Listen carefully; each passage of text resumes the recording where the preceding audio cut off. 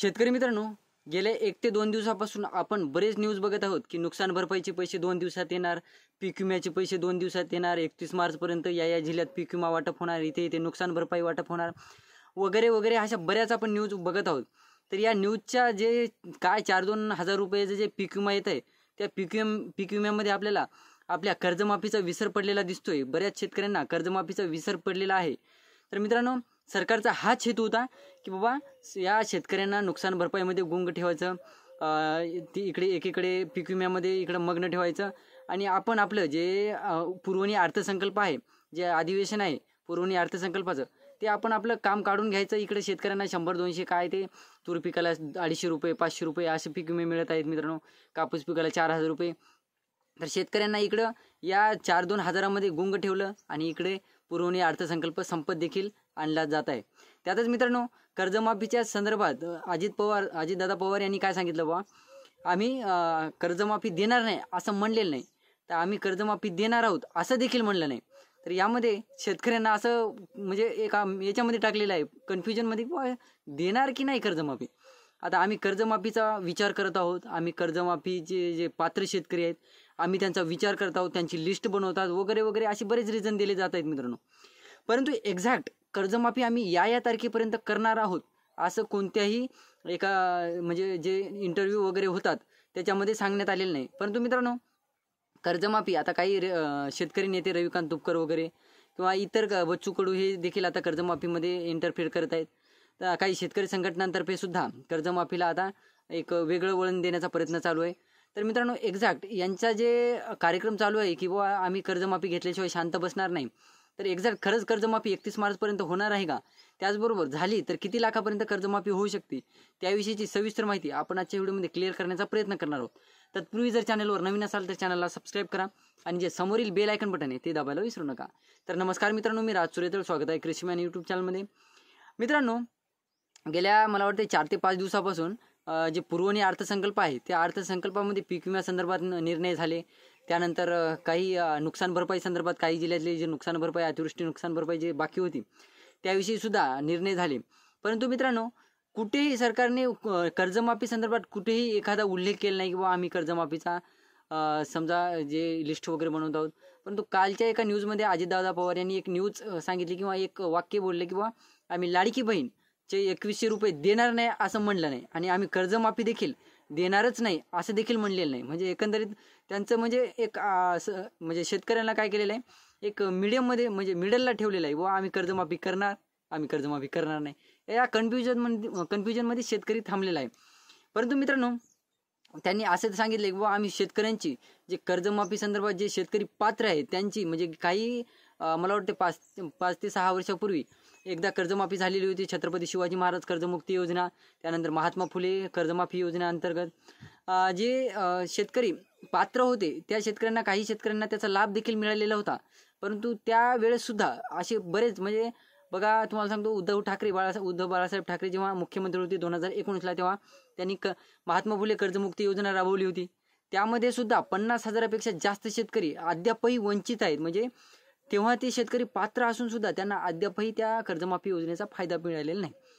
त्यानंतर जेव्हा 2017ला मुख्यमंत्री देवेंद्र फडणवीस होते तेव्हा सुद्धा त्यांनी कर्जमाफी योजना, छत्रपती शिवाजी महाराज कर्जमाफी योजना आणि इकडे उद्धव बाळासाहेब ठाकरे यांनी महात्मा फुले कर्जमुक्ती योजना यांनी हे जे राबवल्या योजना, त्याच्यामध्ये शेतकऱ्यांना जेवढे शेतकरी पात्र होते तेवढ्या शेतकऱ्यांना या योजनांचा लाभ मिळालेला नव्हता। परंतु मित्रांनो, अद्यापही हे शेतकरी कर्जमाफीच्या प्रतीक्षेत आहेत 5 ते 6 वर्षापासून। त्या शेतकऱ्यांचा विषय बाजूला राहिला मित्रांनो। त्यानंतर सुद्धा काही शेतकऱ्यांनी कर्ज काढले, त्या शेतकऱ्यांना सुद्धा अद्यापही कर्जमाफी मिळाली नाही। काही शेतकऱ्यांनी त्यावेळेस सुद्धा जे त्यांचे जे कर्ज होते ते भरले होते, परंतु त्यांना सुद्धा अद्यापही जे प्रोत्साहनपर अनुदान दिले जाते 50,000पर्यंतचं, ते सुद्धा काही शेतकऱ्यांना अद्यापही मिळालेलं नाही।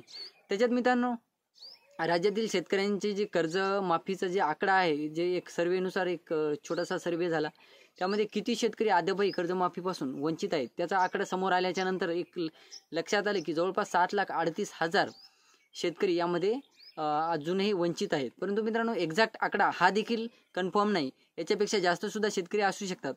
आणि सरकारचं असं म्हणणं आहे की जवळपास शेतकऱ्यांच्या जे सातबाऱ्यावर 31,000 कोटी रुपयांचा बोजा हा अडकून बसलेला आहे। परंतु बँकांचा सुद्धा प्रेशर शेतकऱ्यांवर येत आहे आणि इकडे सरकारचा सुद्धा शेतकऱ्यांवर प्रेशर येत आहे आणि बँकांवर प्रेशर येत आहे. आता बँकांच्या काही कर्मचाऱ्यांना विचारलं, बाबा तुम्ही शेतकऱ्यांना का परेशान करत आहात? तुम्ही देखील न्यूज बघत असाल की शेतकरी आत्महत्या करत आहे, शेतकरी टेन्शनमध्ये आहेत, शेतकऱ्यांवर प्रेशर आलेलं आहे. तर बँकांच्या कर्मचाऱ्यांचं असं म्हणणं आहे की आम्हाला सुद्धा वरचे जे अधिकारी असतात त्यांचा प्रेशर येत आहे, कारण की आमच्या ज्या ब्रँचनं जे शेतकऱ्यांना कर्ज दिलेलं असतं त्या जे कर्ज दिलेलं असतं त्याची वसुली आम्हालाच आमच्याच ब्रँच थ्रू करावी लागत असते. वरची माणसं काय आमचे जे कर्ज परत घ्यायला येत नसतात, तर आमच्यावर प्रेशर येत असतो. म्हणून आम्हाला देखील शेतकऱ्यांच्या बाजूने त्यांचा विचार करायला जमत नाही, असं देखील बँकांच्या कर्मचाऱ्यांचं म्हणणं आहे. काही शेतकऱ्यांची आपण वारंवार बऱ्याच व्हिडिओमध्ये माहिती घेतली होती की काही शेतकऱ्यांचे अकाउंट देखील फ्रीज करण्यात आलेले होते. ते विषय बाजूला राहू द्या मित्रांनो. परंतु महायुती सरकारने काय सांगितलं होतं त्यांच्या जाहीरनाम्यात? त्यांनी निवडणुकापूर्वी मोठमोठे आश्वासनं दिली होती, बुवा आम्ही शेतकऱ्यांची कर्जमाफी करू, आम्ही शेतकऱ्यांना कर्जमुक्त करू, शेतकऱ्यांचे जे 7/12 बोजा आहे कर्जाचा ते आम्ही क्लिअर करू, शेतकऱ्यांना कर्जमुक्त केल्यानंतर शेतकरी आनंदी राहील वगैरे वगैरे बरेच मोठमोठ्या गोष्टी केल्या. एवढ्या गोड बोलले की बाबा शेतकऱ्यांना त्यांच्या जे बोलण्यानं डायबिटीज झाला असता, एवढं गोड बोलले होते. परंतु मित्रांनो, अद्यापही जवळपास 5 ते 6 महिन्याचा कालावधी लोटलेला आहे. कर्जमाफी अद्यापही झाली नाही. हिवाळी अधिवेशन लोटून गेलं. त्यानंतर हिवाळी अधिवेशनानंतर जे अर्थसंकल्प होता, अजितदादा पवार यांनी अर्थमंत्री या पदावर असताना त्यांनी अर्थसंकल्प सादर केला 10 तारखेला. त्यांनी त्याच्यात सुद्धा कुठलाही निर्णय घेण्यात आलेला नाही. त्यानंतर पुरवणी अर्थसंकल्पात आम्ही निर्णय घेणार आहोत असं देखील सांगण्यात आलं, परंतु पुरवणी अर्थसंकल्प देखील संपत आला, त्याच्यात देखील निर्णय झाले नाही. आता असं सांगण्यात येते बाबा काल परवाच्या एका न्यूजमध्ये की आम्ही 31 मार्चपूर्वी शेतकऱ्यांची यादी तयार करून शेतकऱ्यांना 1.5 लाखापर्यंत, म्हणजे एकंदरीत बघायचं झालं तर शेतकऱ्यांना आम्ही 1.5 लाखापर्यंतची कर्जमाफी देऊ शकतो.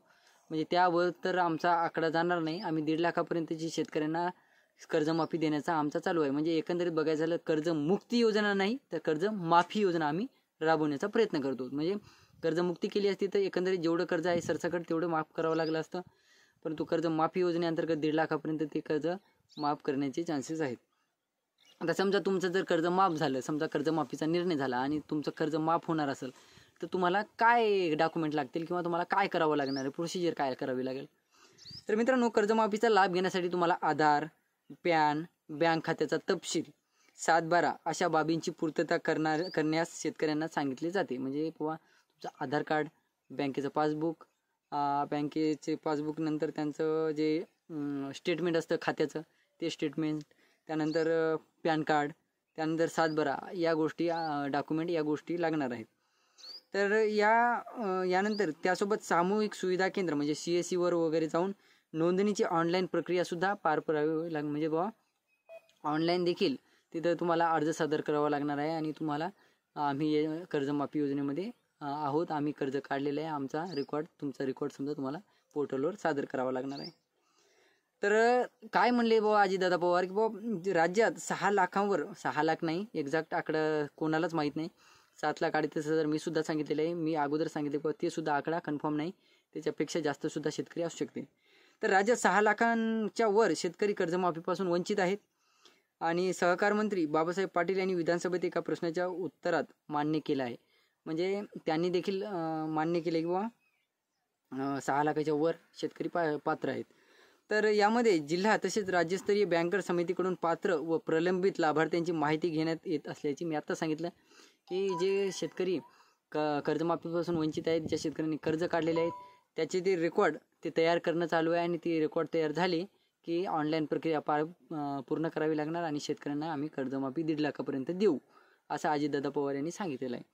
तर एकंदरीत बघायचं झालं मित्रांनो, मी अगोदर सांगितलं की बाबा शेतकऱ्यांच्या जे पीक विम्यामध्ये शेतकऱ्यांना गोंग केले, तिकडे नागपूरच्या प्रकरणामध्ये शेतकऱ्यांना गोंग केलं, शेतकऱ्यांना नुकसान भरपाईच्या KYCमध्ये गोंग केलं आणि इकडे कर्जमाफीचा टॉपिक शेतकरीसुद्धा विसरून झालेले आहे. 4-2 हजार काय येत आहेत त्याच्यात शेतकरी खुश राहिलेले आहेत, खुश होत आहेत आणि शेतकऱ्यांना पूर्ण कर्जमाफीचा हा विसर पडलेला आहे. तर एकंदरीत बघायचं झालं 1.5 लाखापर्यंत कर्जमाफी होऊ शकते आणि 31 मार्चपूर्वी आम्ही हे कर्जमाफी शेतकऱ्यांना देऊ असं अजितदादा पवार यांनी सांगितलेलं आहे. ही न्यूज कितपत खरी होती, खरंच 31 मार्चपर्यंत शेतकऱ्यांना कर्जमाफी मिळेल का? तर बघूया पुढच्या अपडेट पुढच्या व्हिडिओमध्ये. तर व्हिडिओला लाईक करा, चॅनलला सबस्क्राईब करा, व्हिडिओला जास्तीत जास्त शेतकऱ्यांपर्यंत पोहोचवण्याचा प्रयत्न करा. धन्यवाद.